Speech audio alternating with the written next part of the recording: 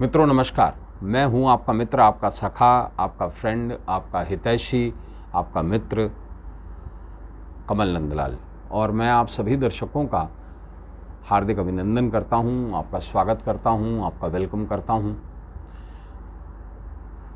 Astro तक की खास प्रस्तुति कमल नंदलाल के महा उपाय जो आपके जीवन को सरल, सुगम और सफल बनाए, सिर्फ एस्ट्रो तक पर।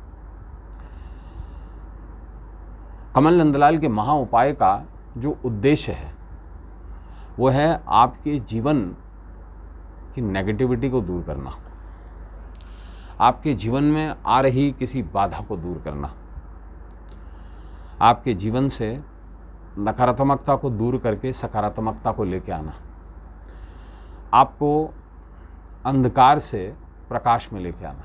और ज्योतिष का उद्देश्य भी यही है।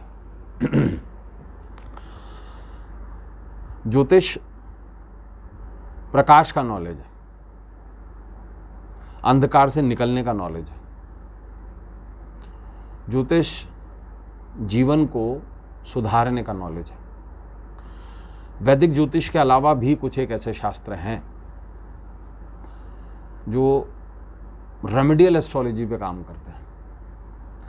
वैदिक ज्योतिष मूल है हर ज्योतिष का। आप उसे इथिकल कोड कंडक्ट बुक कह सकते हैं एस्ट्रोलॉजी की, जहाँ से ज्योतिष की शुरुआत हुई। लेकिन वैदिक ज्योतिष की कुछ लिमिटेशंस हैं। उसमें किसी भी समस्या के समाधान के लिए प्रार्थना एक तरीका बताया गया है। उसमें चीज़ों के प्रयोग और उससे होने वाले लाभों की व्याख्या नहीं है। लेकिन बाद की कुछ मॉडर्न एस्ट्रोलॉजी में इस पर काम हुआ और ऐसे में लाल किताब, ब्राह्मण संहिता, आगम तंत्र, इसके साथ साथ सूर्य सिद्धांत और ऐसे कई शास्त्र हैं जिनमें मूलतः रुद्रामल तंत्र शास्त्र, जिसमें समस्याओं के ऊपर काम किया गया। और सच भी यही है कि जीवन में जहाँ समस्याएं हैं वहाँ समाधान भी होने चाहिए। क्योंकि ऐसे शास्त्र की आवश्यकता क्या है कि जो आपकी समस्या को तो बताए लेकिन समाधान पर कुछ न कहे। मूल रूप से ज्योतिष जो है वो मूल है किसी भी तरीके के भविष्य के बारे में जानकारी लेने का। और अगर भविष्य में संकट है, भविष्य में समाधान है, अगर समाधान ही नहीं भविष्य को लेकर, तो फिर ज्योतिष का औचित्य क्या है? ऐसे में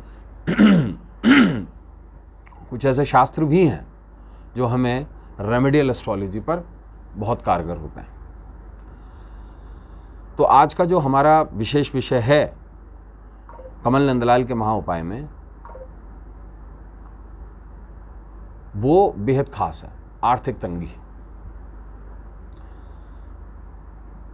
और जीवन जैसे जैसे कॉम्प्लिकेटेड होता जा रहा है वैसे वैसे आर्थिक तंगी आती जा रही है जीवन में। और मूल भी यही है, क्योंकि पैसा है तभी सब कुछ हो पाता है। एक कहावत आई, भूखे पेट न भजे गोपाला। बहुत सारी कहावतें, ठन ठन गोपाल। देखिए, पैसा ईश्वर तुल्य तो नहीं है, लेकिन ईश्वर से कुछ कम भी नहीं है। इस कलयुगी जीवन में अर्थ की बहुत ज़्यादा वैल्यू है। ऐसे में अगर आर्थिक तंगी सताए तो करें हरे कपड़े का महा उपाय। आज का जो हमारा विशेष विषय है, हरा कपड़ा। कपड़ा इटसेल्फ बुद्ध का प्रतीक है, जो हमारे चर्म को ढकता है। आपने देखा होगा कि हम जब कभी भी मंडल या वैदिक पूजन करते हैं, मंडल पूजन करते हैं, तो उसमें कपड़ों के ऊपर हम मंडलों को सजाते हैं। चाहे षोडश मातृका का मंडल हो, चाहे रुद्र मंडल हो, चाहे नवग्रह मंडल हो, चाहे 64 योगिनियों का मंडल हो। और अनुष्ठान के क्रियान्वित होने के बाद में हम दान दक्षिणा देते हैं विप्रगण को। तो उस दान में वस्त्र का दान भी है, अन्न का दान भी है। इसलिए वस्त्र बहुत इंपॉर्टेंट है, हमें ढकता है, हमारी सामाजिक इज्जत की रक्षा करता है। और दूसरी बात, कपड़े का सीधा कनेक्शन हमारे चर्म से है, बुद्ध से है। और बुद्ध क्या है? बुद्ध वाणिज्य का स्वामी है। बुद्ध अगर खराब हो जाए कुंडली में, तो ये समझ लीजिए कि व्यक्ति रोजी रोजगार में हमेशा पिंगु ही रहेगा। इसलिए बुद्ध को बहुत ज़्यादा महत्वता दी गई है कि वाणिज्य चले। ऐसे में अगर आर्थिक तंगी आ जाए तो व्यक्ति मोहताज हो जाता है, आर्थिक रूप से मोहताज हो जाता है, बच्चों की ख्वाहिशें पूरी नहीं कर पाता, अपनी ख्वाहिशें पूरी नहीं कर पाता। दुख सुख में अगर धन संचित धन ना हो तो कोई बीमारी वगैरह भी आ जाए तो उसमें उसे पैसे मांगने पड़ जाते हैं। यही आर्थिक तंगी कि जब आपका काम, आपका धनदा का मतलब होता है धन का आगमन, धन का दायन, अगर ये कमज़ोर पड़ जाए तभी आर्थिक तंगी आती है, और उसी को ही बोलते हैं मंदी। जब आपका काम स्लो हो जाए, तो ऐसे में शास्त्र में बुद्ध को ठीक करना बताया गया है। बुद्ध कहाँ कहाँ बसता है? हमारे दांतों में, हमारी चमड़ी में, वाणिज्य में, कन्याओं में, बहन बेटी बुआ मासी साली में, है ना, दुर्गा में। ऐसे में अगर आर्थिक तंगी सताए तो 5 बुधवार तक इस उपाय को कर लीजिए, सिर्फ 5 बुधवार। क्या करिएगा? हर बुधवार किसी भी 9 साल से छोटी कन्या वही कहलाती है जो 9 साल या उससे छोटी हो, मतलब वो रजस्वला ना हो,